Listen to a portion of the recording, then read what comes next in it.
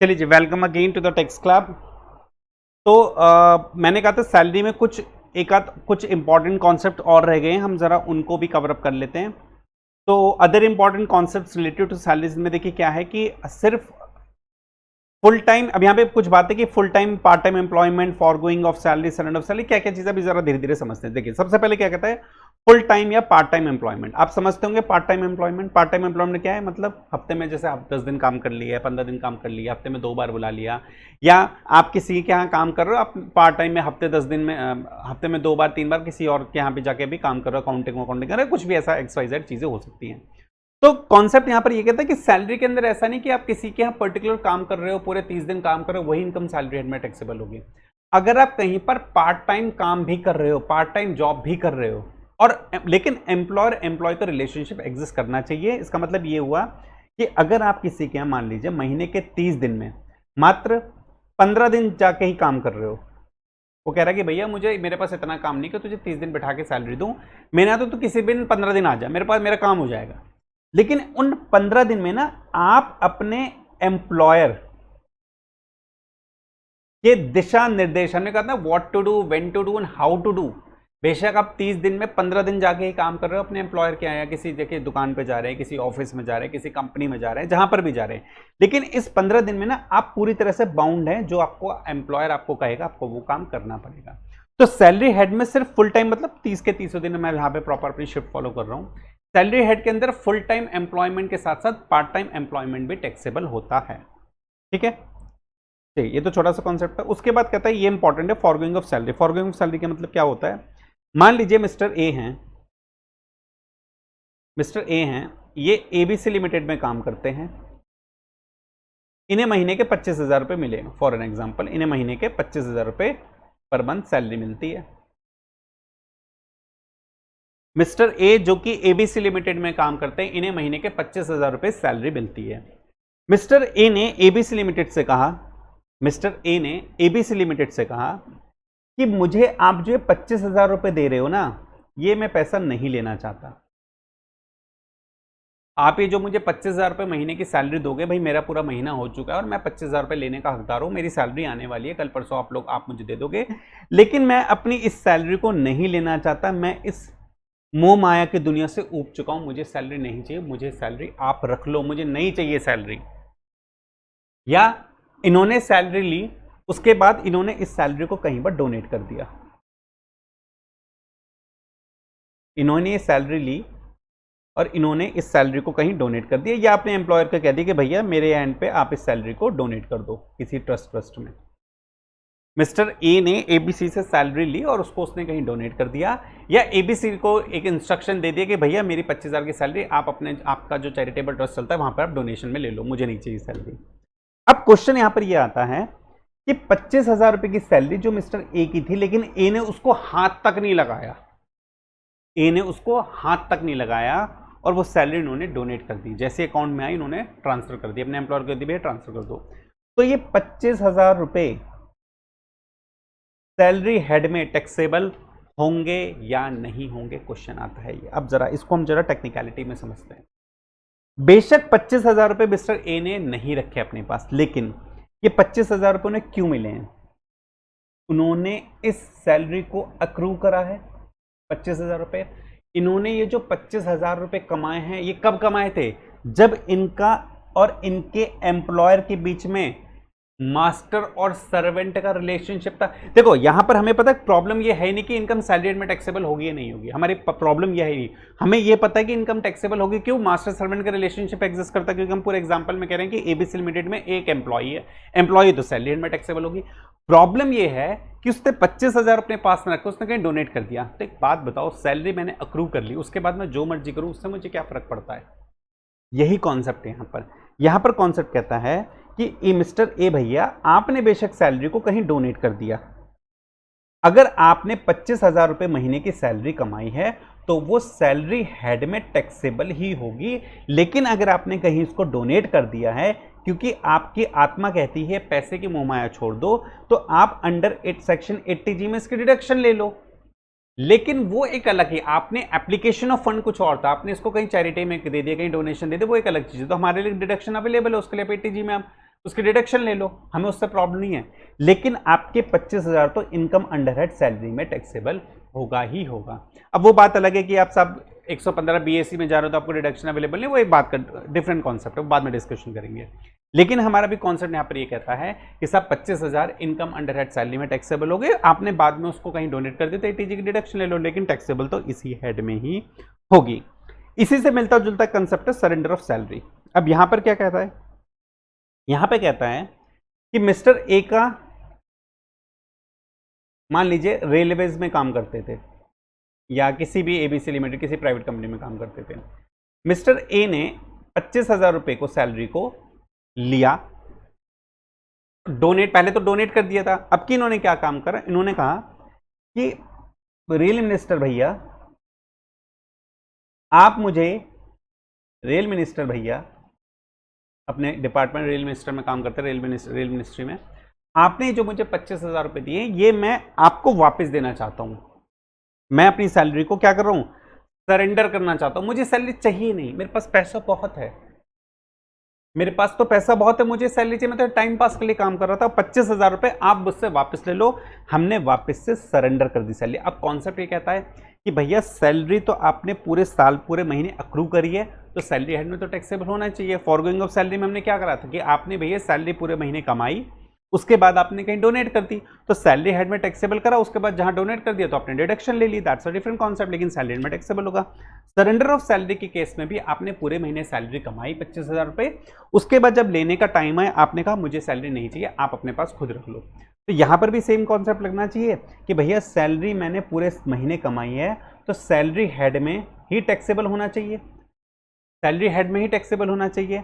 लेकिन मैंने यहां पर बस क्या है, पहले मैंने डोनेट करी थी, अब मैंने गवर्नमेंट के पास या अपने एम्प्लॉयर के पास वापस सरेंडर कर दी, यही कॉन्सेप्ट है। इसके लिए एक गवर्नमेंट ने एक सेक्शन है, जरा देखिए, इसके लिए एक सेक्शन है, कहता है कि any salary surrender by employ to the central government under section 2 of the voluntary surrender of salaries act 1961 will not be included while computing his taxable income whether he is a government employee or non government employee। इसके लिए एक section बना हुआ है कि कोई भी employ, चाहे वो गवर्नमेंट एम्प्लॉय हो या नॉन गवर्नमेंट एम्प्लॉय हो, अगर अपनी सैलरी को अपनी इच्छा से सेंट्रल गवर्नमेंट के पास सरेंडर कर रहा है, अपनी इच्छा से गवर्नमेंट के पास, मतलब सेंट्रल गवर्नमेंट के पास है, अगर मिस्टर ए अपने एबीसी लिमिटेड प्राइवेट कंपनी को ही सरेंडर करे तो गवर्नमेंट को क्या बेनिफिट होगा, तो क्यों आपको डिडक्शन, वो एग्जम्पशन दे देगी गवर्नमेंट। गवर्नमेंट को तो बेनिफिट तभी होगा ना कि भैया आप इस सैलरी पे 10, 20, 15% टैक्स देते, अब तो हम, आपने हमें पूरी ही सैलरी दे दी, तो बेनिफिट किसमें, गवर्नमेंट को। भैया हमें पूरी सैलरी दे दो ना, हम टैक्स नहीं लगा रहे। अरे भैया जब पूरी सैलरी ले ली तो टैक्स की बात ही कहां से आएगी। तो गवर्नमेंट ने कहा कि भैया आपने हमें वैसे ही पूरी सैलरी दे दी है, टैक्स का तो क्वेश्चन ही राइज नहीं होता, लेकिन आप सरेंडर जब करोगे जब सेंट्रल गवर्नमेंट, क्यों, इनकम टैक्स किसके अंडर आता है, सेंट्रल गवर्नमेंट के अंदर। जब आप सेंट्रल गवर्नमेंट के पास अपनी पूरी की पूरी सैलरी को सरेंडर कर देते हो, section 2 of surrender of salary voluntary, देखिए अपनी मर्जी से, ऐसा नहीं जबरदस्ती नहीं करनी है, voluntary surrender of salaries act 1961 will not be included while computing taxable income whether he is a government या non government employee. Government employee हो या नॉन गवर्नमेंट एम्प्लॉय हो, लेकिन अपनी सैलरी सरेंडर कहां कर रहे हो, सेंट्रल गवर्नमेंट के पास, तो आपकी इनकम टैक्स कुछ नहीं लगेगा। ठीक है, चलिए आगे पॉइंट क्या कहता है, सैलरी पेड टैक्स फ्री, ये क्या है, सैलरी पेड टैक्स फ्री। देखिए इसमें क्या कहता है, मैं मिस्टर ए इसलिए ले रहा हूं क्योंकि अब हर एग्जांपल में हम ए ले रहे हैं, या चलिए एक काम करते हैं, इसको अब इस बार बी ले लेते हैं, क्या कुछ और नाम ले लेते हैं।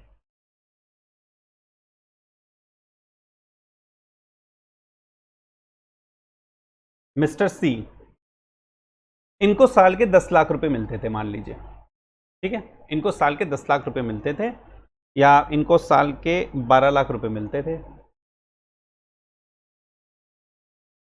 तो हर महीने के कितने हो गए, 1 लाख रुपए पर मंथ।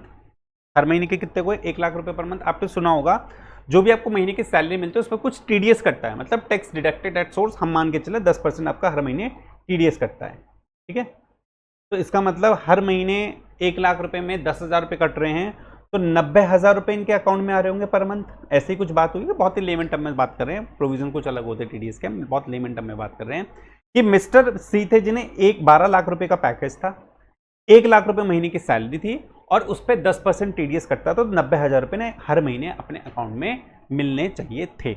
लेकिन टीडीएस के प्रोविजन कहता है भैया 10% टीडीएस काटो। हम एक जब एग्जांपल ले रहा हूँ 10% टीडीएस का, टीडीएस के रेट अलग है, लेकिन मैं आप एग्जांपल ले रहा हूँ 10% टीडीएस काटो। इनको 90,000 रुपये हर महीने आना चाहिए था और गवर्नमेंट के पास हर महीने 10,000 रुपये। अब ये जो 10,000 रुपये का टीडीएस कटता है, जो इसमें से 10,000 रुपये का टीडीएस कटता है, ये टीडीएस कहाँ जमा होता है? गवर्नमेंट के पास इनकम टैक्स में जमा होता है, यही प्रोविजन होता है। अब बात तो ठीक थी, ये 10,000 रुपये हर महीने गवर्नमेंट के पास टीडीएस के नाम से जमा हो रहे हैं, लेकिन मिस्टर सी को हर महीने जो सैलरी मिल रही है ना, वो 90,000 नहीं मिल रही है, वो मिल रही है 1 लाख रुपए।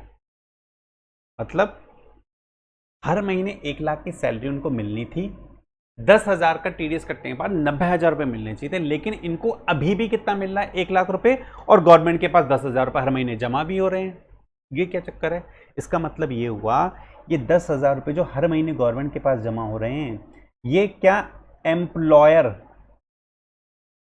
अपनी जेब से हर महीने 10,000 रुपए भर रहा है? किसके नाम के? मिस्टर सी के नाम से। इसका मतलब ये हुआ कि अगर इनका ये टैक्स को भी कंसिडर करा जाए तो इनका पैकेज तो ये 10,000 रुपये हर महीने जमा करा, इसका मतलब साल के गवर्नमेंट के पास कितने पहुंच गए? 1,20,000 रुपये। गवर्नमेंट के पास कितने पहुंच गए? 1,20,000 रुपये पहुंच गए। जबकि किसकी लायबिलिटी बनती थी? मिस्टर सी की लायबिलिटी बनती थी, उनकी सैलरी से कट होना चाहिए, क्योंकि टैक्स तो पे करेंगे ना भाई। मिस्टर सी को इनकम टैक्स भी तो कुछ पे करना पड़ेगा, लेकिन इनके इनकम टैक्स को कौन पे कर रहा है? इनका एम्प्लॉयर पे कर रहा है। तो एक तरह से देखा जाए फिर इनकी सैलरी 1,12 लाख प्लस 10,000 रुपये जो महीना जमा कर रहे हैं मिस्टर सी के, कौन कर रहा है? उसका एम्प्लॉयर। इनका एम्प्लॉय मान लीजिए सी लिमिटेड। सी लिमिटेड इनके हर महीने के 10,000 रुपये टैक्स भी जमा कर रहा है, तो इनका पैकेज 12 लाख तो इनकी सैलरी प्लस जो टैक्स मिस्टर सी को देना चाहिए था वो इनका एम्प्लॉयर दे रहा है। 1,20,000 ये हो गए, तो 13,20,000 का इनका पैकेज बना। फिर 13,20,000 का पैकेज बना। तो यहां पर ये कहता है सैलरी पेड टैक्स फ्री, कि अगर कोई टैक्स की लायबिलिटी जो किसी एम्प्लॉय की थी, जैसे हमारे केस में सी की टैक्स की लायबिलिटी थी, उस टैक्स की लायबिलिटी को उसका एम्प्लॉयर पे कर रहा है, तो वो टैक्स का पोर्शन जो एम्प्लॉयर ने पे करा, हमारे केस में कितना एम्प्लॉयर ने, सी लिमिटेड ने पे करा? 1,20,000 रुपए। वो एम्प्लॉयर का पोर्शन, वो टैक्स का पोर्शन भी सैलरी हेड में टैक्सेबल होगा। क्यों ऐसा क्यों कह रहे हैं? क्योंकि भैया एक तरह से देखिए, सी की लायबिलिटी थी, उसके एम्प्लॉयर ने पे कर रही है, तो उसकी तो इनकम ही हो गई ना, सी की तो एक्स्ट्रा बेनिफिट हो गया ना उसको, तो एक तरह से उसकी इनकम नहीं बढ़ गई है। तो यहां पर इसलिए कहते हैं 12 लाख तो टैक्सेबल हो गई, प्लस 1,20,000 जो टैक्स के पार्ट था वो भी इसकी इनकम में ऐड कर दिया जाएगा। तो 13,20,000 हमारा जो है इसकी टोटल इनकम हो गई। जो salary tax paid tax free थी, सैलरी पेड टैक्स फ्री, वो पोर्शन भी हमारा टैक्सेबल होगा। उसके बाद कहता है रेफर सेक्शन टेंडेंसी आल्सो। इसमें कहता है कि भैया अगर कोई नॉन मॉनेटरी बेनिफिट है, अगर कोई नॉन मॉनेटरी बेनिफिट है तो उस पर सेक्शन टेंडेंसी की एग्जेम्पशन हो जाती है। ऐसी बेनिफिट पे एम्प्लॉय को टैक्स देने की जरूरत नहीं, ये हम बाद में डिस्कशन करेंगे, टू बी डिस्कस लेटर, ये हम बाद में डिस्कशन करेंगे। अभी हमारे सिंपल इतना पढ़ रहे हैं कि सैलरी पे टैक्स फ्री का कॉन्सेप्ट क्या होता है, कि अगर एम्प्लॉय के बिहाफ पे एम्प्लॉयर कोई टैक्स की पेमेंट कर रहा है जो कि एम्प्लॉय को देनी चाहिए थी, तो वो जो उसने लायबिलिटी अपने एम्प्लॉय के लिए है वो भी एम्प्लॉय की क्या, एम्प्लॉय की कोई लायबिलिटी एम्प्लॉय ने पे करी है तो एम्प्लॉय की इनकम उतनी पोर्शन से बढ़ जाएगी, जैसे हमारे केस में 1,20,000 रुपये एक्स्ट्रा बढ़ी है। ठीक है, तो ये कुछ छोटे मोटे कॉन्सेप्ट थे, बहुत ज़्यादा इंपॉर्टेंट नहीं है, लेकिन एक सैलरी हेड को पूरी तरह से समझने के लिए इंपॉर्टेंट थे। तो इस तरह से हमारा पूरा सैलरी, अभी प्लेस ऑफ अक्रूवल एक बाद का टॉपिक है, अलग सेक्शन है उसका, सेक्शन 9(1), इसको हम बाद में समझेंगे।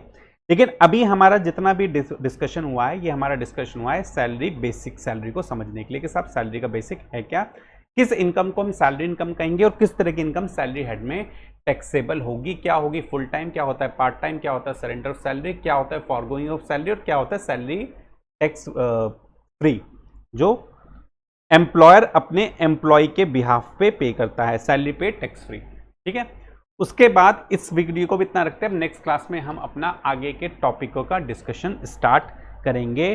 Till then, thank you.